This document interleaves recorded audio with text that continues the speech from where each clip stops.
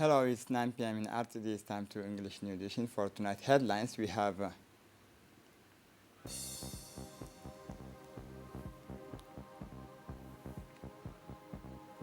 Djibouti future freight hub in Africa.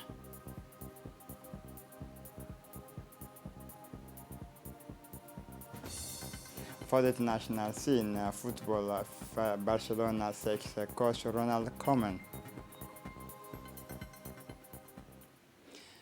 Welcome to our newsroom.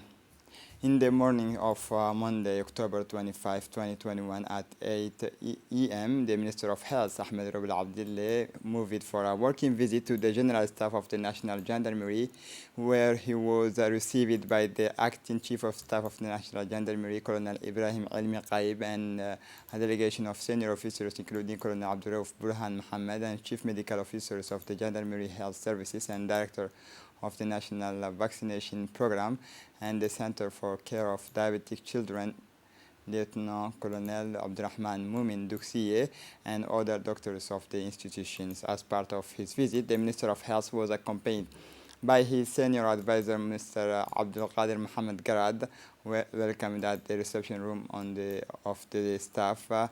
The Minister of Health and his senior advisor followed successively presentation on the stakes and challenges and perspectives on pharmaceutical crime presented by Colonel Abdurauf Burhan Mohammed on the care of the National Road 1 accident victims presented by Captain Ruqia Jama Iltre, commander of the Road Safety Squadron, and finally on the efforts of the Gendarmerie in the fight against public health violations presented by Lieutenant Geddi Mohamed Ilmi, commander of the Research and Documentation sections. And after this brief presentation, the Minister of Health visited the medical center of the National Gendarmerie.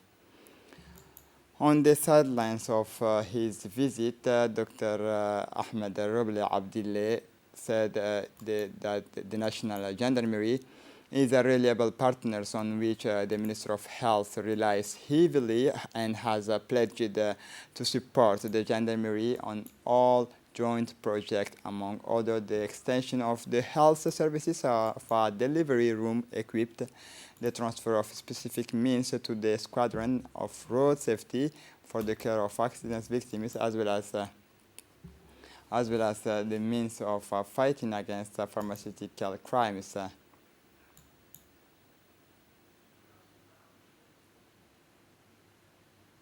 The Minister of National Education and Vocational Training, Mustafa Mohammed Mahamoud, participated in a ceremony to launch the sponsorship of 500 students of High School of Balbala by the associations of students of the class baccalaureate session 2000 of the High School of Balbala, called Ahmed Farah Ali. The sponsorship scheme is a charitable work that allows to take care of the school fees and the needs inherent to the educations of these 500 students who are in a precarious situation. During the launching ceremony of this sponsorship, the members of the association proceeded to the distributions of kits, textbook, and school uniforms to these students in the presence of the Minister of National Education. These associative structures, including prominent political figures such as the mayor of the capital, Fatma Awal Osman, the member of parliament, Aden Jama Geddi, and the constituency of Balbala, the Director General of the Population, Ahmed Omar Jama, and other personalities, including the member of parliament, Muhammad Musa Osa, and among others who have mobilized to ensure this total care of students. For his part, the Minister of National Education and Vocational Training, Mustafa Mohammed Mahamoud, warmly thanked and congratulated the Association of Former Students of Balbala High School for their charity work that will sponsor more than 500 students of the High School of Balbala. He paid tribute to the charity and called on the rest of the civil society to take example of this model of charity.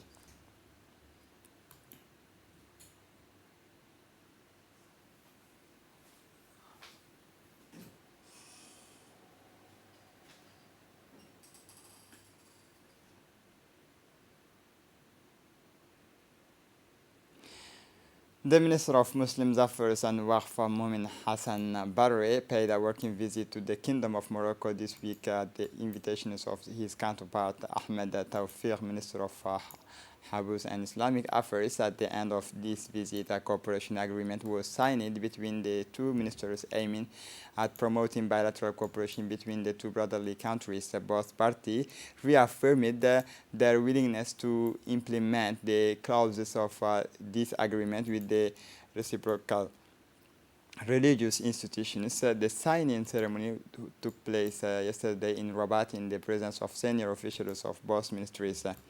This agreement defines the main lines of cooperation envisaged by both parties. It will also allow to benefit from the Moroccan expertise in the management of the religious thing and to open promising perspectives of partnership between the two brotherly countries.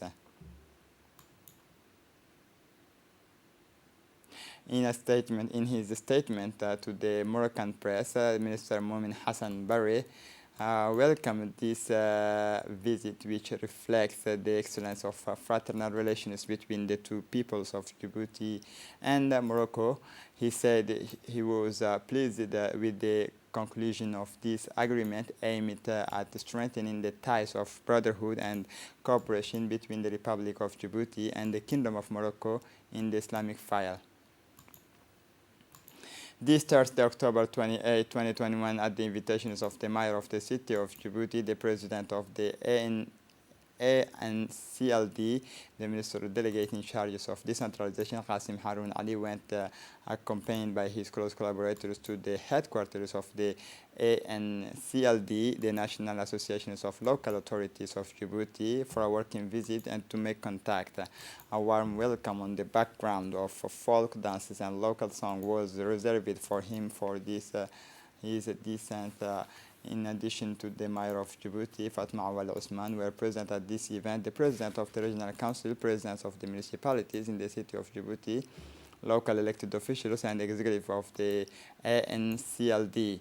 The Minister Qasim Haroun Ali continued his speech by affirming that having the same objectives of development of local authorities, the ANCLD is a partner of the Ministry of Decentralization. That is why the two must remain united and cooperate closely. The minister also said that a new era will begin in the relations between the ANCLD and the decentralization department, an era that will be fruitful and will lead to concrete results in the directions of the satisfaction of general interests. For her part, the mayor of the city of Djibouti, Fatma Awal Osman, first congratulated the minister for his appointment at the head of the decentralization and thanked the minister for the support. For his part, the Minister or Delegate in charge of decentralization, Qasim Haroun Ali, indicated that the ANCLD is a partner of the Minister of Decentralization, which needs its services and its potential to conquer the right of territorial collectivities. It is in this sense that the Minister of Decentralization has paid tribute to the ANCLD, pillar in the defense of the interests of local government. In his speech, the minister recalled that the ANCLD was born at a time when local authorities felt orphaned for lack of representations within the government of one of who would carry their voices. The minister then visited the ANCLD premises in the company of the mayor of the city of Djibouti. It should be recalled that the ANCLD is an association born February 27, 2016, just before the creation of the ministry delegate to the Minister of Interior in charge of decentralization, which was created in May 2016, as the ANCLD is the first entity to represent and defend the interests of local authorities, Djiboutians. A brief presentation that traces the path taken by the ANCLD was made for the delegations. At the end of the presentation, the minister signed the guest book of the association before proceeding to the guided towers of the local association before attending a buffet in honor of the ministers and the accompanying delegation. The President of the Port Authority, Abubakar Omar Hadi, attended this morning the launch of the cargo transport activity, commonly known as sea air cargo. In other words, the goods arriving by sea will leave it by another way. That's to say, the cargo plane to their destinations. This means that the goods will be delivered to customers with less times and less costs.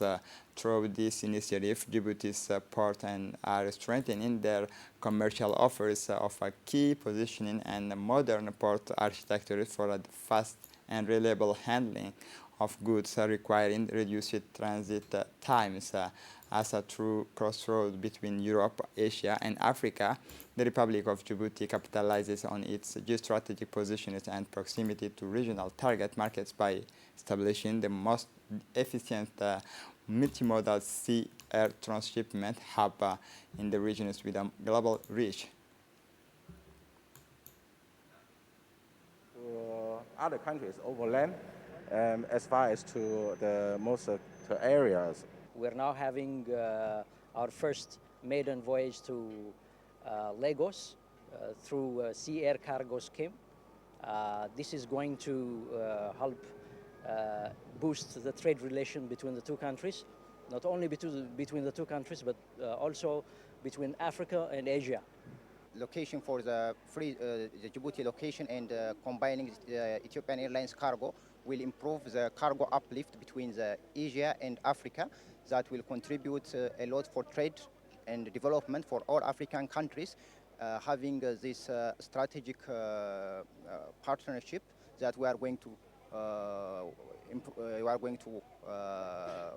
have, and considering this very important partnership with Free Zone and Ethiopian Airlines, we are going to upscale the uplift of cargo between Asia and Africa that contribute for all African development.